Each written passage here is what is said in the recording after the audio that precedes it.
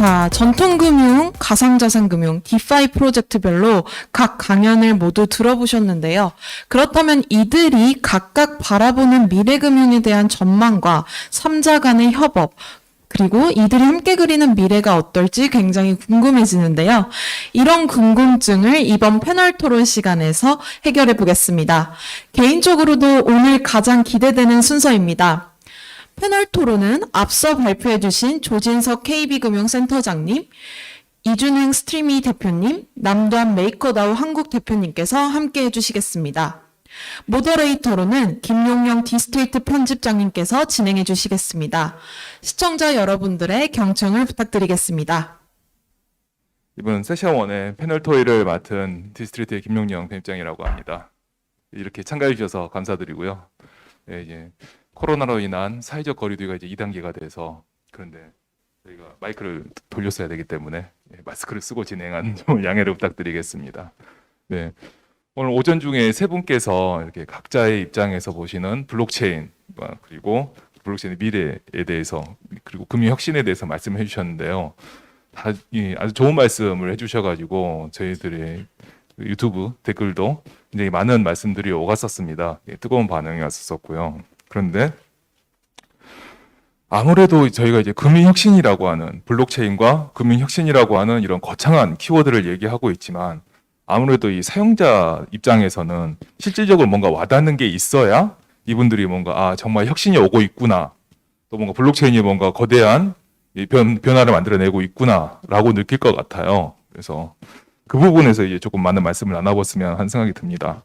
그런데 일단 여기에서 아무래도 현재 금융에서 가장 많은 사용자를 확보하고 있는 분은 은행이라고 볼 수밖에 없을 것 같아요. 그래서 은행에서 이 비트코인과 같은 이런 디지털 자산을 취급하면은 그렇다고 하면 이제 어떤 거대한 변화에 물꼬가 되지 않을까 하는 생각을 하는데 그 시작을 이제 다들 커스터디라고 지금 생각하고 있는 것 같아요. 그래서 이 커스터디 같은 경우는 각각 이 국가별로 상황이 좀 다르긴 한데 우리나라에서는 이제 어찌 보면은 이제 옆에 계신 KB금융에서 이제 거의 첫 스타트를 끊었다라고 볼 수 있을 것 같은데 어떻게 보십니까? 이게 일단 조진석 센터장님은 이런 KB금융이 처음 스타트를 끄는 이런 커스터디 움직임이 국내 전 금융권으로 빠른 시간 내에 좀 확산이 될까요? 어떻게 보시는지요?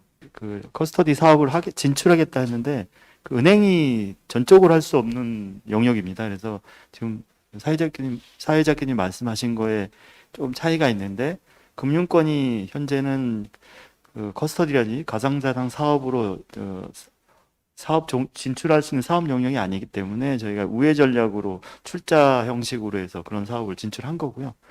그 커스터디 사업에는 은행이 가장 적합하다고 생각합니다. 왜냐하면 자산을 안전하게 보관해 준다는 게 커스터디 취지거든요. 지금은 거래소들 위주로 지금 가상자산이 있지만 자체로 보관하고 있다 보니까 그동안 뭐 해킹이라든지 불미스러운 사고 때문에 보유하고 있던 자산들이 다 사라지고 이런 것들이 있었습니다.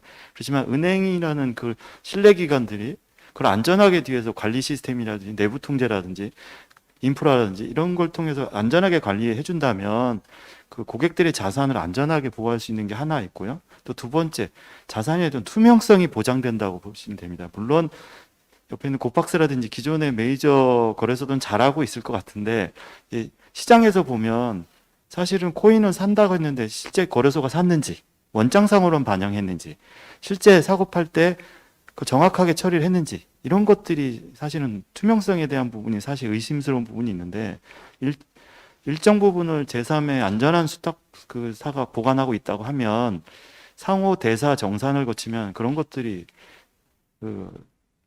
오류라든지 아니면 악의적으로 뭔가 할 수 있는 그런 요소들이 제거가 되기 때문에 저는 커스터디라는 그런 사업 영역이 은행권이 집착하든 아니면 규제 때문에 우회를 하든 시장에 들어가면 일단 디지털 자산 시장의 투명성, 안정성에 대한 부분은 많은 그 보강을 할 수 있다. 저는 그렇게 생각합니다.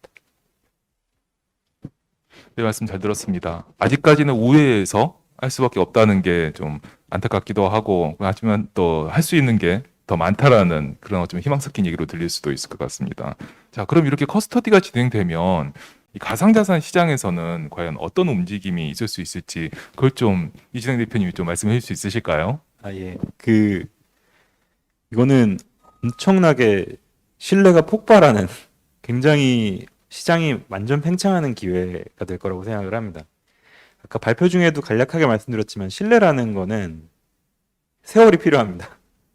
세월과 어떤 그 체계와 세월 속에서 만들어진 어떤 그 체계와 모든 그런 것들이 필요한데 이거는 사실은 단지 그 저희 같은 중앙화된 거래소라든지 뭐 가상자산을 갖고 금융업을 하려는 그런 업체들뿐만 아니라 디파이에도 굉장히 큰 호재일 거라고 생각을 합니다. 그러니까 가정이 있는데요. 그러니까 뭐 그 시스템 바깥에 있는 어떤 특정 블록체인 바깥에 있는 자산이 계속 유효하다. 그러니까 뭐 어떤 법정화폐라든지 아니면 뭐 되게 좋은 예로 뭐 WBTC 같은 것도 있잖아요. 그죠? 이더리움 상에서 발행하는 그 비트코인 이런 것들이 계속 유통이 된다라고 하면은 이런 것들 영역도 사실은 은행만큼 커스토디를 잘할 수 있는 데는 없을 것 같고 은행이 붙으면은 시스템 자체는 훨씬 더 팽창할 거라고 생각합니다. 예를 들면 WBTC를 지금 빅고에서 그 빅고라는 이제 지갑업체에서 이거를 이슈를 하고 있는데 이게 이제 그 은행에서 만약에 이슈한다라고 하면은 아마 핸들할 수 있는 어떤 커스토디의 총량 자체가 대중들의 인식 속에도 그렇고 사회적으로도 그렇고 훨씬 더 커지는 방식으로 그 파이 전체가 그냥 엄청 그 팽창할 것 같습니다. 알겠습니다. 자, 말씀 중에 잠깐 이제 디파이 얘기가 나왔는데 디파이에서의 이 커스터디를 보는 이 시각도 상당히 궁금합니다. 사실 이런 얘기를 들을 수 있는 기회가 그렇게 많지 않았다고 생각을 하거든요. 남도환 대표님 말씀 좀 부탁드리겠습니다. 네, 이게 사실 그 재밌는 질문인 게요. 디파이 내에서도 의견이 엄청 갈립니다. 왜냐하면 이제 소위 말해서 이제 순수파라고 있습니다. 그러니까 그쪽은 완전히 이제 모든 게 어떻게 보면 커스터디나 실자산이나 그런 거 말고 그냥 이제 블록체인에서 가는 거. 뭐 예를 들어서 이더리움이나 그런 걸로만 디파이를 만들어야 된다라는 분들이 있고요. 그다음에 이제 한쪽에서는 어떻게 보면 저의 의견은 좀 더 이제 다른 쪽인데 이제 다른 쪽은 봤을 때 아니 그래도 어떻게 보면 실자산이나 그런 거를 또 연동하고 그다음에 이제 기존에 있는 뭐 커스트나 그런 서비스랑 연동을 하면은 오히려 더 이제 확장할 수 있고 그리고 더 많은 이제 서비스를 제공할 수 있고 그러지 않을까라고 이제 보고 있거든요. 그래서 이제 얘기하신 예를 들어서 그 말씀하신 대로 WBTC라든지 아니면 스테이블 코인 중에서도 뭐 USDC나 그런 경우는 이미 디파에서도 중요한 역할을 하고 있습니다. 이미 많이 사용하고 있고요. 그래서 그런 부분에서 만약에 이제 기존 금융 쪽에서도 그거에 대해 좀 더 명확하고 그다음 좀 더 우호적인 그런 게 있다 하면은 제가 봤을 때는 좀 더 확장할 수 있는 기회이고 물론 이제 그거 관련해서 어떻게 그 기존의 디파이를 연동되는지는 좀 더 고민을 하고 어떻게 보면 논의해야 될 부분은 아닐 거라고 생각은 합니다. 사실 이 부분에서는 공통적으로 말씀을 하시고 나오는 의견이 신뢰인 것 같아요. 그러니까 금융에서의 신뢰라는 것을 어떻게 확보를 할 수 있는지 또는 아니면은 어떻게 확보한 분이 이걸 가지고 어떻게 활용을 할 수 있는지와 같은 이 문제라고 보는데 이 부분을 풀 수 있는 게 단지 시간과 또는 아니면 정부의 규제라든지 이런 두 가지밖에 없을까라는 게 사실 큰 고민이 되는 부분이기도 합니다. 이 부분이 앞으로 이제 가상자산 업계에서도 굉장히 풀어나가야 할 그리고 굉장히 새로운 방법을 뭔가 모색할 수 있는 기회가 아닌가 하는 생각이 들기도 하고요. 하지만 그런데 이런 상황에서 제가 보기에는 이건 정말 굉장히 큰 외부의 충격이라고 저는 생각이 들거든요. 이런 상황에서 갑자기 CBDC가 등장을 하고 있습니다. 이 CBDC라는 거는 정말 말 그대로 가장 중앙화의 그 정점에 있는 중앙은행이 발행하는 거지 않습니까? 그것도 디지털로. 자, 이 CBDC 같은 경우가 저는 정말 발행을 하면 이 가상자산 시장과 함께 기존 전통 금융권에도 굉장히 큰 영향을 줄 거라고 생각을 하거든요. 이를테면 아까 말씀하신 특히나 이거의 그 가상자산에서 대치점에 있는 게 저는 스테이블 코인이라고 생각을 하는데 이 둘의 극명한 차이가 어찌 보면 그 블록체인과 탈중앙화라는 그 부분에도 맞닿아 있다는 생각이 들고요. 그래서 이 CBDC 그리고 이 CBDC 발행 이후에 스테이블 코인이 어떻게 될지에 대해서 여러분들의 말씀을 좀 듣고 싶습니다. 먼저 조진 센터장님 부탁드리겠습니다. 저희도 그 CBDC 부분이 은행권에서는 가장 그 위험 요소로 보고 있습니다. 왜냐하면 CBDC의 개념상으로 발행이 한국 내에서 되면 은행이 필요 없거든요, 사실은. 그냥 정부에서 발행하고 개인들한테 지갑으로 주고 물건 살 때 그냥 은행 통하거나 뭐 결제 수단 거치지 않고 바로 가맹점 업주에 들어가고 이런 것들이 가능한 구조가 되거든요. 그래서 은행에서는 CBDC를 그래서 주요한 위험 요소로 보고 있고 그렇게 됐을 때 어떻게 대응할까도 좀 고민을 하고 있는데 결국은 제가 말씀드렸지 그 세상이 변하고 그 사용자가 있고 유저들이 그렇게 쓴다 하는 유저 익스피리언스가 되면 그건 그 막을 수 없다고 봅니다. 그래서 그런 걸 인정하고 그 사이에서 전통은행이 할 수 있는 게 뭔가에 대한 걸 찾아야 되는 거고요. 일단 가장 CBDC가 활성화되면 리스크가 있고 가장 위협되는 사업 영역은 페이 쪽이라고 생각합니다. 결제에 대한 부분이 거의 개인 간에 일어날 거고 뭐 별도의 그 검증에 대한 부분도 필요 없을 거고 그 두 번째는 이제 은행에 대한 부분이죠. 이제 아까처럼 그 경험이 은행에 대해서 예금을 맞춰놓고 통장이 필요 없게 되기 때문에 그런 부분인 거고요. 그래서 그 디지털 자산으로 전환했을 때 CBDC가 큰 촉발점이 될 것 같고 그래서 은행 내에서도 전통은행 내에서도 CBDC에 대한 연구나 대응을 좀 하고 있고요. 결론은 그 이러한 시대 그 조류에 대해서 거스르지 말고 거기서 어떻게 적응할까에 대한 그런 활로를 찾는 거에 집중하고 있다고 보시면 되겠습니다. 추가 질문 하나만 더 들어보겠습니다. 현재 지금 한국은행에서 디지털 원화에 대한 연구가 굉장히 진행되고 있잖아요. 네, 아까 말씀하신 것 중에서 제가 굉장히 인상 깊었던 부분이 그 디지털 원화가 나오면은 은행에 굉장히 위협이 될 것이라고 보고 있다라는 말씀해 주셨는데 그렇다고 하면은 이에 대한 은행권의 뭐 연구라든지 대응이 좀 이루어지고 있을 것 같아요. KB금융에서는 좀 어떠신지 말씀해 주실 수 있으실까요? 저희도 저희 센터 내 내부적으로 CBDC 대응을 하고 있는 직원들이 있고요. 물론 저도 포함해서 그래서 자료 조사하고 그다음에 아직은 한국은행에서 오픈을 많이 안 하고 있는데 저희도 정보나 이런 자료를 수집하려고 있고 내년에 아마 봄에 파이롯을 한다고 하는데 결국은 파이롯 대상에 노드나든지 그런 결제를 참여하는 건 아마 은행권이 들어갈 텐데 그래서 그때 아직은 구체화되지는 않았어요. 그냥 개념상으로 CBDC를 지금 한국에서 하고 있는 것 같고 내년 봄에 구체적으로 파이롯을 할 때 아마 주요 은행권은 같이 노드를 붙여서 하면 그 이제 활용 방법이 나오겠죠. 어떤 방식으로 CBDC를 배포하고 할지 이제 그런 걸 논의하면서 저 은행에서는 대응을 좀 더 상세하게 할 거고 현재는 계속해서 CBDC에 대해서 국내만 아니라 중국이라든지 이런 쪽에 CBDC의 사례를 분석하고 저희가 추가로 서비스하거나 대응할 수 있는 영역을 계속 찾고 있다 이렇게 보시면 되겠습니다. 상세한 말씀 감사드립니다.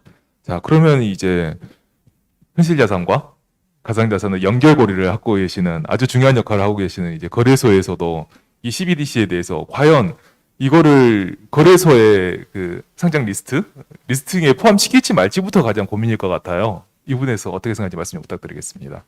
이게 CBDC는 그 상장을 저희가 할 수 있게끔 되어 있으면 무조건 상장을 해야 되는 거죠. 거래소 입장에서는 이거는 무조건 해야 되는 거고요.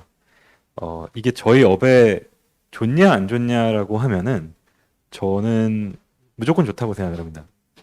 왜냐면은 그 케이스를 두 개로 그냥 나눠서 생각을 아주 단순화시켜 생각해 볼 수 있을 것 같은데 일단 하나는 이제 어떤 국가 중앙 컨트롤이 굉장히 크게 그 디자인을 하는 경우가 있을 것 같고요. 아니면은 기존 가상자산이랑 최대한 비슷하게 블록체인과 호환성이 굉장히 좋게 시장 친화적으로 이제 설계하는 그 두 가지 이제 케이스가 있을 거라고 생각을 하는데요. 물론 그 중간에 어딘가 만나겠지만 아주 단순화시키면 둘 중에 하나라고 생각합니다. 근데 A의 경우, 전자의 경우에는 그냥 제 생각에는 비트코인에 대한 수요가 더 늘어날 것 같습니다. 가상자산에 대한 수요가 훨씬 늘어날 것 같고요. 그래서 어떻게 보면은 그 민중이 훨씬 더 빠르게 블록체인 쪽으로 이동하는 결과를 낳아서 플러스가 될 것 같고요. 그리고 이제 그 두 번째 케이스 같은 경우는 그냥 저변이 넓어지는 겁니다. 근데 이제 그리고 사실은 저희 입장에서도 그렇게 되면은 좀 골치가 덜 아프죠. 뭐 은행한테는 좀 안 좋은 뉴스일 수도 있겠지만 근데 저희가 상장도 할 수 있다. 그러면은 사실은 진짜 골치가 덜 아프죠. 비즈니스 하는데. 저희가 잘할 수 있는 것들에 더 집중할 수 있고 산업 저변은 더 커지니까 그래서 좋을 것 같습니다. 여기서 또 스테이블 코인에 대한 질문도 있었죠. 네. 스테이블 코인에 대한 질문. 맞습니다. 스테이블 코인에서 말씀 좀 부탁드립니다. 아, 예. 스테이블 코인은 그 똑같은 겁니다. 그러니까 첫 번째로 너무 중앙화돼서 만들면은 그 CBDC는 스테이블 코인한테 별로 위협이 안 될 것 같고요. 근데 그 완전히 그 시장 친화적으로 만들면은 스테이블 코인에게 위협이 될 것 같습니다. 이거 바로 또 마이크를 넘겨야 될 것 같습니다. 바로 스테이블 코인을 지금 하고 계신 프로젝트에 지금 담당하신 분이 옆에 계시기 때문에 남 대표님 말씀 좀 부탁드리겠습니다. 네. 이게 사실 또 그 스테이블 코인마다 진짜 다릅니다. 얘기하신 대로 스테이블 코인 중에서도 이제 중화화된 스테이블 코인이 있잖아요. 그래서 뭐 저도 그분들한테 얘기해보고 해봤는데 그 어떻게 보면은 위협이 될 수도 있지만은 또 어떻게 보면 시너지가 날 수도 있는 거거든요. 그리고 이제 다른 쪽으로 좀 더 이제 탈중화된 스테이블 코인 쪽을 봤을 때는 저희도 당연히 의견이 갈리긴 하는데요. 그러니까 한쪽에 봤을 때는 아무리 뭐 CBDC나 그런 게 들어와도 어쩔 수 없이 탈중화 스테이블 코인으로 하는 거는 탈중화 스테이블 코인을 할 것이다. 예를 들어서 뭐 예측 시장이나 그런 거는 CBDC로 하기엔 좀 애매하잖아요. 규제 들어갈 수도 있고. 그런 부분에서는 계속 이제 그런 시장이 남지 않을까. 지금 같은 경우에도 좀 다른 예시긴 하지만은 그 아무리 이제 거래소나 그런 데서 이제 좀 바꿨다 하더라도 다크 코인 자체가 죽진 않았잖아요. 다크 코인 아직도 수요가 있잖아요. 그러니까 그거랑 비슷하게 탈중화 스테이블 코인에 대한 그런 수요도 SBC에 있다고 해서 뭐 없어지진 않을 거다. 그다음에 이제 다른 쪽에 또 봤을 때는 오히려 이거는 이제 좋은 뉴스다. 왜냐하면은 그 특히 이제 탈중화 스테이블 코인이나 그런 쪽에는 중요한 거는 담보물인데 담보물을 저희가 이제 뭐 USDC나 그런 것도 쓰잖아요. 그런 것처럼 그 CBDC나 그런 것도 믿을 수 있는 담보물로 사용하면 확장성이 있다. 그렇게 보는 경우도 있고요. 그래서 솔직히 또 어떻게 나와야 되는지 한번 봐야겠습니다. 왜냐면은 그 저희도 다양한 중앙정부랑 또 미팅을 가졌지만은 각자 생각하는 것도 다르고 그리고 실제로 언제 나올지도 모르겠고요. 다 이제 각자 좀 달라가지고 그래서 그런 부분은 좀 더 지켜봐야 될 것 같습니다. 여기서 추가 질문 또 하나만 더 드리도록 하겠습니다. 예. 예. 네. 이거는 이제 각자 세 분의 어찌 보면은 그 투표로 좀 진행해봐도 괜찮을 것 같은데요. 사실 지금 몇몇 블록체인 프로젝트는 CBDC 발행을 자체적으로 할 수 있는 부분을 지금 연구를 하고 할 수 있다라고 얘기를 하고 있습니다. 이 부분이 참 오묘한 부분인데요. 과연 그런 프로젝트를 통해서 이 중앙화된 이 디지털 코인이 발행하는 사례가 등장을 할까요? 등장을 할 것이라고 생각하시는 분은 손을 좀 잠깐 들어주시면 좋겠고, 발행하지 않을 것 같다라고 생각하시는 분은 손을 내려주시겠군요. 그러면은 각자 그러면 혹시 그러면 그에 대한 견해를 너무 수습에 대신 견해를 네. 말씀드려도 되겠는데 남 대표 부탁드리겠습니다. 그 견해는 아니고요. 그냥 질문인데 얘기하시는 게 CBDC가 나오는 게 그게 이제 제3자의 블록체인 회사를 통해서 나올 건지 아니면은 중앙은행에서 나올 건지 그거에 대한 질문인가요? 제3자의 블록체인을 통해서 CBDC가 나올 수도 있을 것인지. 네, 뭐 예, 손을 안 들어주시고 말씀. 안 대표님 먼저 말씀. 저는 안 될 거라 봅니다. 네, 알겠습니다. 네. 저는 미국은 가능할 수도 있다고 생각됩니다. 그러니까 그 딴 나라들은 굳이 왜 하냐 싶을 것 같은데요. 근데 미국은 그냥 지금 스테이블 코인도 기조가 막 그 업체들 막 만들려고 하는 그냥 거의 그냥 스탠다다이즈한 그런 기조라서 미국은 할 수도 있지 않을까라는 생각을 합니다. 저는 안 될 거라고 생각합니다. 네, 정부에서 지금 현재 그 스탠스나 아니면 계속 통화권이라든지 그 유지를 하기를 원하기 때문에 저는 계속 정부에서 CBDC에 대한 제3자로 하는 건 어려울 거라고 생각합니다. 네, 알겠습니다. 탈중앙화와 중앙화의 접점을 찾는다는 게 참 쉽지가 않은 것 같습니다. 이게 사실 어찌 보면은 접점을 찾는 노력 자체가 의미가 있는지도 한번 생각을 해볼 필요가 있지 않나 하는 생각이 들고요. 하지만 그 부분에서도 분명히 뭔가가 존재하고 현실 이론적으로 돌아가는 게 있기 때문에 또 거기서 또 다른 해법이 나올 수도 있을 거라는 생각이 불현듯 들기도 합니다. 굉장히 뜬구름 잡는 얘기를 했는데요. 죄송합니다. 네. 자, 그런데 이제 CBDC와 스테이블 코인 말씀이 나왔잖아요. 근데 CBDC와 스테이블 코인의 또 가장 큰 차이점 중에 하나가 저는 이게 아닌가 생각이 듭니다. 이게 크로스보더인 거죠. 국경을 넘어서 쓸 수가 있느냐 없느냐인 건데 만약에 CBDC가 좀 탈중화되고 쓰기 편하다 하더라도 국경을 넘지 못한다고 하면 저는 제가 보기엔 스테이블 코인을 위협할 수는 없을 것 같거든요. 스테이블 코인에 대한 소유처는 분명히 계속 있을 거라고 생각이 됩니다. 하지만 CBDC가 국경을 넘지 못하는 이유는 분명히 있는 거죠. 탈세라든지 뭐랄까 범죄 악용이라든지 이런 부분에 대한 우려도 굉장히 크다고 생각이 되는데 사실 그런데 이 문제는 뭐 꼭 CBDC나 스테이블 코인이 아닌 블록체인과 이 전반 이 가상화폐 전반에 걸친 문제가 아닌가 생각이 됩니다. 아마 이 부분에 대해서는 그 기존 금융권에 계신 KB금융에서도 굉장히 많은 고민을 하셨지 않을까 생각이 됩니다. 특히나 어제 이렇게 기사화 됐지만 디지털 자산 회사라는 이거를 같이 합작법인을 만드셨기 때문인 거죠. 이에 대한 뭐랄까 그 크로스보더에 대한 이 부분을 어떻게 좀 보시는지 이게 정말 이 문제는 특히 얼마나 심각하게 보고 있고 이 부분에 대해서 어떤 좀 해결책이라든지 좀 이게 그런 거에 대한 제시도 좀 가능하면은 됐으면 좋겠거든요. 말씀 좀 부탁드리겠습니다. 저희가 디지털 자산 쪽 계속 검토를 하고 진출하고 또 서비스를 발굴할 때 가장 걸림돌 되는 것들이 지금 말씀하신 트래블 룰, 그다음 뭐 자금 세탁 이쪽이 가장 어려운 점이 있었고 해결하기 되게 어려웠습니다. 그래서 지금 여러 가지 고민했었고 그러다 보니까 고민하다 보니까 그 고민의 정도가 깊다 보니까 해결책도 좀 보이고 이렇게 했습니다. 그래서 아까 제가 발표할 때도 간단하게 설명했는데 은행권에서는 기존 전통 제도권에서는 나머지 디지털 자산의 뭐 거래소의 내부에서 일어나거나 뭐 KYC 뭐 이런 부분에 별로 지금 현재 수준으로는 많이 올라와 있기 때문에 크게 우려하는 부분이 아니고요. 가장 거래소의 문제 중에 지갑 대 지갑으로 송금이 가능하다는 영역이고 지금 트래블 룰에 적용해도 송금인이 수신에 대한 정보를 입력하고 관리하면 된다고 하는데 기존의 전통은행들이 발급한 계좌들은 각 은행들이 다 계좌 발급할 때 KYC나 본인 확인 다 돼 있기 때문에 검증이 되는데 지갑 주소는 누가 중앙에서 발급되지 않기 때문에 송금인이 수신의 정보를 허위로 해도 확인할 방법이 없습니다. 현재는. 그래서 뭐 체인 어나리스트라든지 뭐 옵살라든지 이래서 지갑에 대해서 위험도 분석해주는 그런 솔루션이나 블랙리스트를 하고 있는데 분명히 한계가 있고 은행들에서는 특히 자금 세탁이나 뭐 트래블 룰, 세컨더리 보호 이쪽에 대해서는 그 국내 제재가 아니라 그 미국의 제재가 심하기 때문에 이 부분은 아주 엄격히 보고 있습니다. 이 부분 때문에 가장 어려운 점이 있고요. 그래서 확률이 99.9% 확률적으로도 안전하고 뭐 0.01%로 발생할 빈도가 있다 하더라도 은행에서는 아마 이 부분을 용납하지 않는 그런 수준입니다. 그러니까 100을 원하는 거고요. 100% 신뢰받는 지갑이고 확인된 지갑으로만 가야 된다. 아마 정부 시행령이 그렇게 돼 있고 트래블 룰에도 돼 있는데 그게 현실적으로 다 불가능한 상황입니다.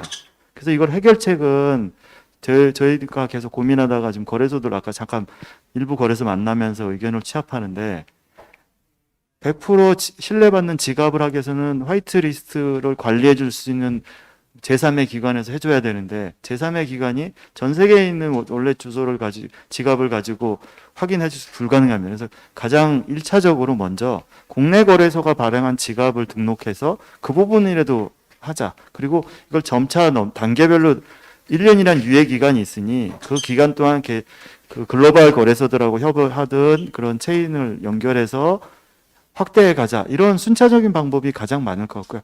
궁극적인 거는 저는 아마 이게 계속 디지털 자산이 확대되고 국경 간에 이렇게 한다 해도 블록체인 내에 그 스위프트 같은 그런 어차피 블록체인의 탈중앙화되지만 그런 사고라든지 KYC라든지 뭐 이런 그 AML이라든지 이런 측면에서는 제한된 정보를 가지고 있더라도 아마 스위프트 같은 그런 중개 역할을 해주는 쪽에 공신력 있는 것들이 딱 한 기관이 아니고 대륙별이라든지 국가별로 하나씩 해서 이렇게 연결이 돼서 아마 쓸 수 있게 하고 그 네트워크를 통한 그 화이트리스트의 망을 타지 않는 그런 것들은 아마 불법화되고 이런 쪽으로 제도화가 될 것 같고요. 그래서 결론적으로 말씀드리면 은행권에서는 특히 전통금융권에서는 트래블 룰에 대해서 아주 민감하게 보고 있고 요번에 시행령 초안에 나온 걸 가지고도 그 불안 요소가 다 해소되지 않았기 때문에 지금 기존 거래소에 직급 계좌 안 열어준 스탠스가 확 바뀌기는 어려울 것 같고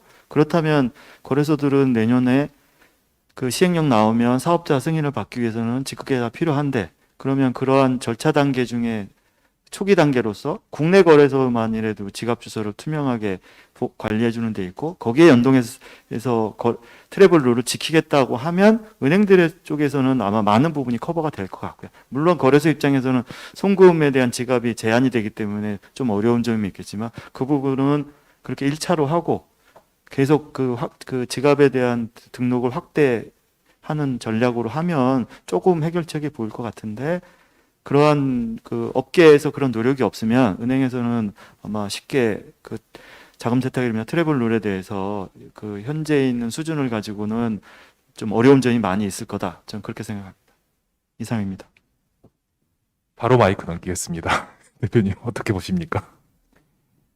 어떻게 본다는 것이 질문. 그러니까 일단 지금 조진석 센터장님이 네. 트래블 룰이나 이런 그 크로스 보더에 대한 뭐랄까 전통 금융권의 입장을 확실하게 말씀해 주신 것 같아요. 근데 여기에 대해서 이제 예. 가상자산 거래소는 그냥 말씀하신 바와 큰 맥락에서 완전히 그렇게 될 것 같다는 생각은 같고요. 이렇게 보면은 인터넷 사업도 보면은 국가별로 또 어떻게 보면 좀 사회적 합의들이 조금씩 다르고 뭐 무슨 중앙 어떤 뭐라 그러지? 뭐 예를 들면은 뭐 한국 같은 나라들은 뭐 이상한 사이트 못 들어가게 이제 원천 차단을 시키기도 하고, 근데 뭐 어떤 나라 같은 경우는 그런 게 아예 그냥 없는 나라도 있고, 근데 보통 극단적인 케이스들은 별로 없고 그 중간에 어딘가에서 이렇게 좀 만나는 근데 나라마다 좀 차이가 있고 약간 그런 식인데, 그게 어떻게 보면 뭐 대륙별이 됐건 국가별이 됐건 그런 뭐 솔루션들을 통해 가지고 적정한 그 나라의 어떤 민도를 반영하는 방식으로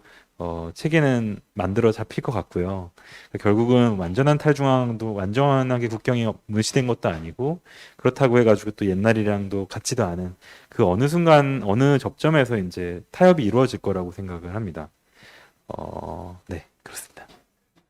네, 좀 추가 질문을 저는 드리면 사실 이 부분이 굉장히 중요한 문제이기도 하고 그리고 굉장히 민감한 문제이기도 하고 그러긴 한데 저는 그렇게 생각을 하거든요. 타협이 이루어진다를 거라 보신다고 말씀하셨는데 사실 타협을 하기 가장 쉬운 방법은 그 타협을 하는 틀에 권력을 자체를 쥐면은 어찌됐든 타협을 하기가 정말 쉬운 거거든요. 그래서 아까 조인영 센터장님 말씀하신 그런 네트워크 있지 않습니까? 국가 간에 이렇게 하는 그 네트워크에 가상자산 거래소라든지 이쪽이 주촉으로 참여를 하면, 그래서 네트워크에 일정 정도 영향력을 미치면 그런 타협이나 그런 것도 더 쉬워질 거라고 생각을 하는데 그럴 가능성이 있을까요? 그분 혹시 어떻게 보십니까? 아까 말한 어떤 트래블 관점에서 트래블 네트워크 말씀하시는 네네, 거죠. 그렇죠. 그거는 거래소들이 참여를 안 하기가 힘들 겁니다, 아마. 거래소가 참여를 하지 않으면은 그러니까 그게 데이터가 되게 중요한데요. 네네. 예. 블록체인을 오랫동안 그냥 계속 봐왔고 트래킹을 해왔고 그냥 데이터를 갖고 있는 거는 대부분 이제 거래소고요. 그래서 거래소들의 협조 없이는 그게 사실 그 데이터 자체가 쌓일 수가 지금 없는 실정이기 때문에 거래소들이 그 연맹체에 이제 어떤 연맹 같은 걸 이루게 될 거고, 그 상황에서 이제 뭐 은행이 됐건 아니면은 뭐 국가가 됐건 아니면 국제기구가 됐건 이런 데들과 같이 이제 논의를 하면서 타협을 해나가는 그림이 그려질 것 같습니다. 예, 그런 관점에서 보면은 이 거래소분들의 뭐 연합체, 협회 이런 조직이 결성이 되고 이분들이 해야 될 역할도 굉장히 큰 게 아닌가 생각이 됩니다. 일본의 그 가상자산 거래 그 서비스 협회가 있지 않습니까? 거기는 굉장히 큰 권한과 큰 책임을 가지고 운영을 하고 있다고 알고 있는데 국내에서도 그런 비슷한 단체가 등장을 해서 물론 한국 블록체인 협회가 어느 정도 기여를 하고 있습니다만 이런 가상자산 거래라는 것에 초점을 맞춰서 협회가 좀 많은 역할을 해주는 것도 중요하지 않을까 하는 생각이 드네요. 네, 알겠습니다. 디파이 쪽에서는 좀 어떠십니까? 여기에 대해서는? 네, 이게 사실 재밌는 게 디파이 쪽에서는 이걸 보통 그 에지를 관리한다 그러거든요. 그러니까 에지가 뜻이 여러 가지가 있지만은 이쪽 같은 경우에는 이제 끝에 약간 그런 뜻이 있습니다. 약간 질문이 뭐냐면 약간 좀 얘기를 해보면은 그 비트코인을 금지할 수는 없잖아요. 대신 뭘 금지할 수 있냐면 비트코인 트레이딩 하는 거. 그러니까 어떻게 보면은 그 이제 끝에 있는 이제 거래소들한테 규제를 할 수 있는 거죠.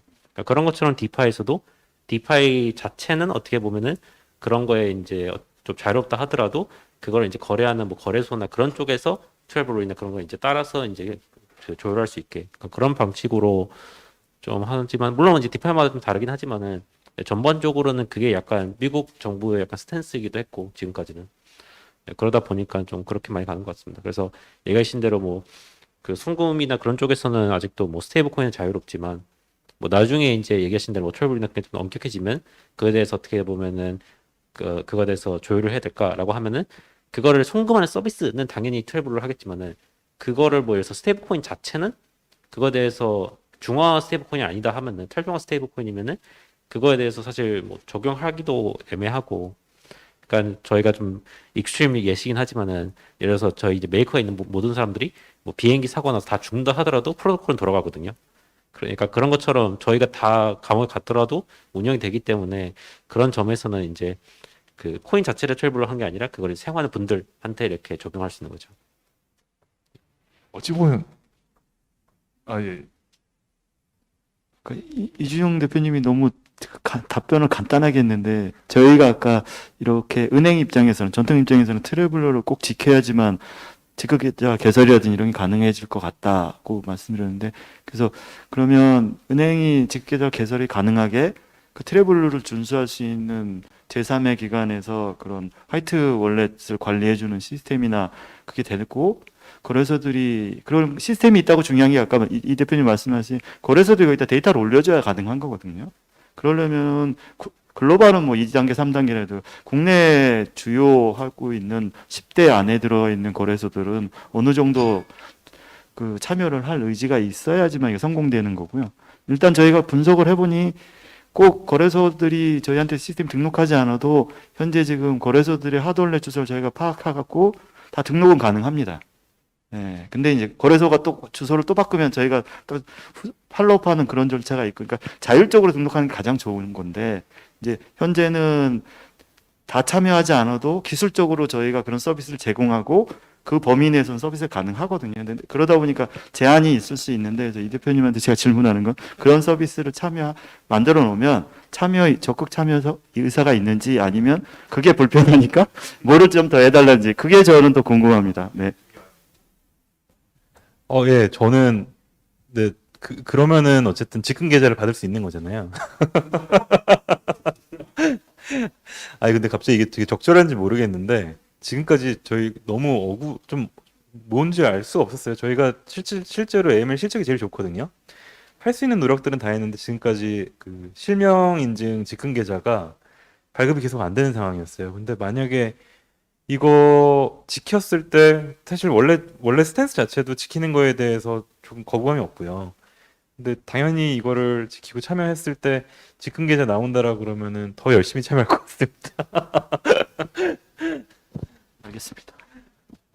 현재 제가 알기로는 KB금융에서 실명 계좌를 거래소에 발행한 곳은 없는 것으로 알고 있는데 이것과 맞물려 한번 생각을 해봐도 괜찮지 않을까 생각이 불현듯 들었습니다. 지금까지 굉장히 무거운 얘기를 했었었는데요. 이제는 좀 가벼운 얘기로 한번 전환을 해봐도 괜찮을 것 같습니다. 비트코인이 2천만 원 넘은 거는 다들 알고 계시죠?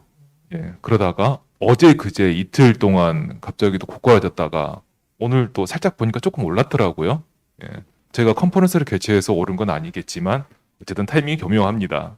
그런데 최근 저도 이렇게 비트코인이 이렇게 오르니까 정말 오랜만에 많은 분들이 저에게 야, 너 비트코인 한다며? 그 이더리움이란 건 뭐야? 이렇게 물어보시는 분들이 생겼더라고요. 참 이게 어쩔 수가 없는 부분인 것 같아요. 네. 또 이런 질문이 있었어요. 근데 이번에 비트코인은 왜 오른대? 라고 물어보시는 거에 대해서 제가 기관 투자자들이 사서 그렇답니다. 이렇게 하니까 그럼 기관 투자자가 뭐야? 라고 물어보시더라고요. 그래서 근데 어찌되었건 지금 굉장히 비트코인이 지금 오르고 이 강세를 보이는 것에 대해서 이 기관 투자자들의 진입이 지금 굉장히 많은 이유로 꼽히고 있는데요. 자, 역시 아까 비슷한 것 같습니다. 이렇게 큰 손들이 비트코인 시장에 진입을 하면은 이게 이 시장에 도움이 될지 이게 각자의 입장이 좀 있으실 것 같거든요. 제가 보기에는요. 오로지 비트코인만 관심이 쏠리면 필연적으로 소외라는 것도 발생을 하고 그럼 좋지도 않을 것 같고 이런 생각이 드는데 KB금융에서 어떻게 생각하시는지 말씀 부탁드리겠습니다. 예정이 없던 질문을. 그래요.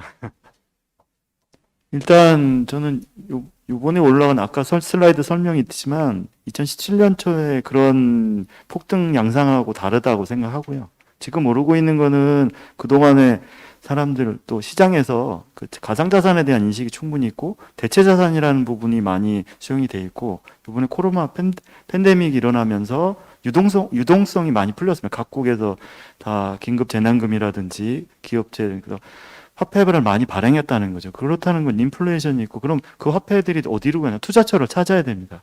이동도 불가능하니까 지금 살 수 있는 게 금이나 뭐 가상자산 외에는 없는 거죠. 그래서 저는 그리고 이런 것들이 그동안은 개인을 위주로 했지만 이제 법인들이 산다는 거는 장기 투자를 목적으로 하는 거지 사고팔고해서 단기간에 목적을 두는 것이 아니기 때문에 이 추세는 쭉 갈 것 같고요. 그리고 뭐 비트코인이 뜨면 저는 비트코인이 선두주자로 가면서 비트코인으로 인해서 디지털 자산이나 가상자산에 대한 인식이나 폭이 넓어진다고 생각합니다. 물론 그 와중에 이제 옥석이 가려야 되는 것도 있고요. 그래서 그런 부분에 대해서 결국은 디지털 자산이 크면 클수록 저는 다른 시장이 더 클 거라면 디지털 자산을 분석해주는 시장도 클 거라고 생각합니다. 그래서 그런 것들이 맞물리면서 그 법인도 들어오고 그런 분석할 수 있는 시장도 크고 그것들을 대중들한테 많이 알려주면 거기서 자생적으로 검증이 될 것 같고요. 그래서 막 말도 안 되는 뭐 코인들이 나오거나 이런 것들은 금방 정리가 될 거라고 생각합니다. 네, 이상입니다. 이 대표님 말씀 좀 부탁드리겠습니다. 물론 좋으시겠지요. 이거는 사실 약간 좀 전문 분야인데요. 요번에 올라간 양상이 되게 다른 게요. 굉장히 견조합니다. 그러니까 굉장히 그러니까 옛날에는 이게 100% 이게 조작을 하는 거다. 이게 그냥 딱 보였거든요. 그러니까 예를 들면은 비트코인을 올려놓고 거기서 번 돈으로 잡코인으로 들어가서 수많은 잡코인들을 올려놓고 다시 이제 나오는 그냥 전형적인 그런 수법들 있잖아요. 그런 것들이 보이고 사실은 근데 그런 거 잘한 거래소들이 다 떴었습니다. 지금까지는. 근데 이번에는 확실히 좀 다른 게 비트코인이 굉장히 견조하게 올라갑니다.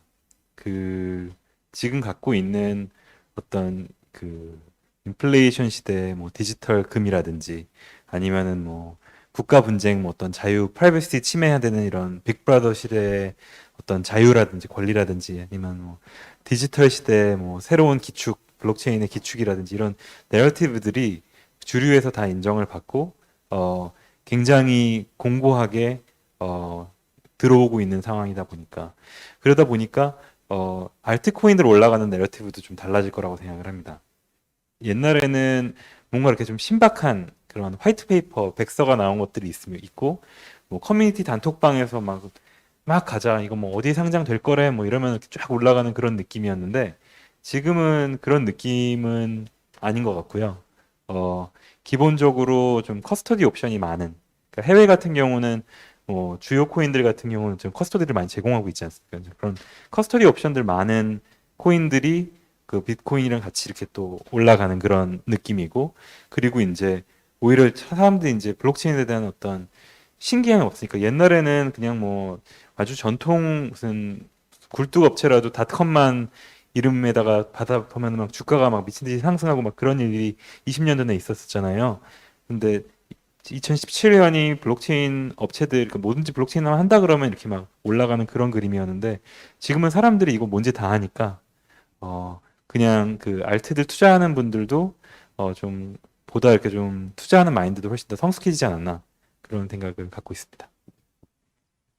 네, 남 대표님 말씀 네, 부탁드리겠습니다. 맞습니다. 제 생각에 가격이 오른 이유는 제가 팔았기 때문이고요. 일단 첫 번째로. 근데 이제 또 이게 사실 재밌는 게 저희가 이제 업계에 있으면서 당연히 이제 뭐 자연스럽게 가격 얘기도 나오고 하는데 이게 진짜 어떻게 보면은 예측이나 그런 거 하기가 좀 애매한 게 그러니까 말씀하신 대로 당연히 기관들도 많이 들어오는데 뭐 저도 예전에 뭐 다양한 헤지펀드나 그런 분들 얘기해 보면은 또 다 논리가 다릅니다. 그러니까 어떤 분들은 이제 기관들이 들어온다는데 또 어떤 분은 예를 들어서 이번에 그 대통령이 이제 바이든으로 됐잖아요. 그러면서 뭐 바이든이 이제 또 세금이나 그런 게 있을 수 있으니까 그 전에 다 팔아서 가격이 떨어질 거다. 그렇게 말하는 분들도 좀 많았거든요. 그래서 제가 이쪽 업계에 있으면서 이제 트레이딩으로 많은 돈을 잃으면서 이제 수강비로 낸 레슨은 시장은 진짜 예측하기 어렵습니다. 근데 좀 디파이 쪽으로 봤을 때 좀 재밌는 부분은 있어요. 왜냐하면 디파이 같은 경우에는 특히 사람들이 대출 서비스나 그런 거 많이 하잖아요. 그러니까 기존 금융에서도 보면은 대출을 많이 하고 그거를 이제 트레이딩으로 많이 한다는 얘기는 그만큼에 대해서 좀 사람들이 긍정적으로 생각하고 그래도 올라간다고 생각하는 부분이 많거든요. 그러니까 예를 들어서 메이커 같은 경우에는 어떻게 보면 이더리움이나 그런 이제 암호자산에 대해서 WBTC는 이제 비트코인이죠. 그래서 그런 거를 보는데 저희도 이번에 뭐 1조 이상 이렇게 그 넘게 나왔는데 그런 거 보면은 확실히 그 심지어는 지금 시장이 좀 하락했다 했는데 불구하고 사람들이 계속 하고 있어요. 그러니까 옛날 같으면 그러면 사람들이 약간 패닉해가지고 많이 팔고 그렇던데 그게 아니라 오히려 더 대출을 하고 있거든요. 그래서 그런 걸 봤을 때 확실히 전보다 그 기관뿐만 아니라 그래도 좀 이제 소위 말해서 큰 개미들도 조금 더 이제 적극적으로 좀 보고 있다. 약간 그렇게 볼 수 있을 것 같습니다. 저거 디파이로 봤을 때는. 네. 그러니까 이 비트코인 가격 상승이 어찌 보면은 저는 디파이하고도 꽤 연계가 크다고 생각을 하는데 특히 최근에 WBTC의 상승을 보면은 굉장히 놀라운 것 같아요. 맞습니다. 네, 맞습니다. 그 디파이랑도 사실 좀 관련이 있는데요. 특히 이더리움이랑 좀 더 관련이 많습니다. 이더리움 가격이랑. 그 이유가 왜냐면요. 그 시스템 자체가 이제 담보대출 시스템이다 보니까는 특히 이더리움을 많이 이제 락을 하고 하거든요. 그리고 특히 이번에 이더리움이 이제 2.0 이제 런칭을 하면서 또 추가적으로 락을 많이 했단 말이죠. 그러니까 디파이에서 메이커만 보더라도 지금 이더리움의 전체 한 2에서 3%가 락돼 있고 좀 더 크게 보면은 뭐 5%그 정도 락돼 있는데 그렇게 생각하면은 이제 계속 그 이제 락돼 있고 그걸로 이제 사람들 오히려 레버리지를 하는 경우니까요. 그러니까 물론 이제 안 좋은 케이스는 뭐 비탈릭이 뭐 자기 이제 이더리움 싫고 뭐 구글 간다 해가지고 뭐 하락하고 그 다음에 이제 뭐 청산하고 뭐 그럴 수도 있긴 하지만요. 뭐 전 그러면은 뭐 1억서 내겠습니다. 저도 이더리움을 좀 관심 많고 보고 있는데, 근데 이더리움이 말씀하신 것처럼 락업이라든지 여러 가지 좀 이유가 있을 것 같긴 한데, 네, 일단 사용자들 입장에서는 그래도 제가 보기엔 가장 갑갑한 거는 이더리움 가격보다는 이더리움이 좀 시원하게 뚫려줬으면 가스비가 너무 난다, 뭐 이런 말씀들을 하시더라고요. 그래서 그런 부분이 좀 빨리 해지되는 게 좀 더 좋지 않을까 생각이 됩니다. 이제 어쨌든 가벼운 말씀을 나눠봤는데 이제 각자 질문을 좀 드릴게요. 저희가 사전 질문을 좀 받았었는데 사전 질문 중에서 좀 진짜 말씀을 좀 들으셨으면 하는 질문들이 좀 있어서 좀 드려보도록 하겠습니다. 먼저 사실 이 질문은 이 조준수 센터장님에게 먼저 드릴 질문인데 아주 간단한 질문으로 정리가 되는 것 같아요. 그러니까 이게 사실 마지막에 한 줄이 딱 그겁니다. 은행에서 블록체인 프로젝트를 진행하는 게 가능할까요? 라는 질문인데요. 이 부분은 근데 네, 질문은 간단하지만 사실 이게 뭐 다른 우모 은행에 그 위 무슨 그런 원의가 한번 있었었지 않습니까? 그래서 한번 거기에 대한 얘기도 있었었고 그래서 이게 아예 실현 불가능한 건 아니고 뭐 가능성도 있겠다. 그리고 이 부분에서 한번 은행에서도 어떻게 생각하시는지 그 말씀도 한번 들어보는 것도 필요할 것 같아요. 말씀 부탁드리겠습니다. 답변 뭐 길게 할 필요 없을 것 같고 근신례는 불가능하다. 그건 딱 그 말씀드리는데 왜 그러냐? 뭐 제도 탓할 필요 없이 내부에서 그렇게 프로젝트를 하고 그에 대한 이해도가 사실 높지 않습니다. 그게 제일 구성원들에 대한 부분이 가장 크고요. 두 번째는 그 프로젝트를 하기 위한 내부 인프라라든지 그러니까 사람에 대한 역량 그다음에 내부 업무 프로세스 이런 것들이 뒷받침하기가 어렵다고 봅니다. 근데 물론 이제 장기적으로 갈 때는 이제 CBDC 나오고 뭐 이런 것들이 되면서 노드 붙이고 뭐 이렇게 되고 업무가 파생되면서는 가능할지 모르겠는데 단시일내에는 저는 불가능하다고 생각합니다. 조진석 센터장님의 가열찬 분발을 부탁드리겠습니다. 앞으로 놔두셔서 귀를 뚫어주시면 저희 많은 도움이 될 것 같다는 생각이 듭니다. 다음은 이제 이준행 대표님한테 말씀드리겠습니다. 역시 이 부분도 이제 사용자 입장에서는 굉장히 궁금한 부분인 것 같아요. 가상자산 거래소와 전통 금융권이 미래에 함께 할 수 있는 사업에는 어떤 것이 있으실까요? 그리고 혹시 구상한 게 있으시면 살짝 말씀 부탁드린다고 질문이 올라 있습니다. 거의 다라고 생각합니다. 그 사실은 궁합이 너무너무 잘 맞습니다. 그 뭐 아까 뭐 예시적으로 무슨 뭐 자산운용이건 뭐 아니면은 뭐 인베스트먼트 뱅킹이건 아니면 뭐 프라임 서비스 쪽이건 뭐 무슨 단순 브로커리지건 뭐가 됐건 간에 사실 은행이랑 어떤 우리가 일반적으로 아는 핀테크 업체들이랑 궁합이 참 안 맞는데요. 은행이랑 저희 같은 거래소들이랑은 모든 거에서 궁합이 맞고요. 예, 그리고 저희가 잘할 수 있는 영역이 있고 은행이 저희보다 압도적으로 잘할 수 있는 영역이 있고 하니까 이게 그냥 결합되면은 그냥 사실은 너무 좋습니다. 이거는.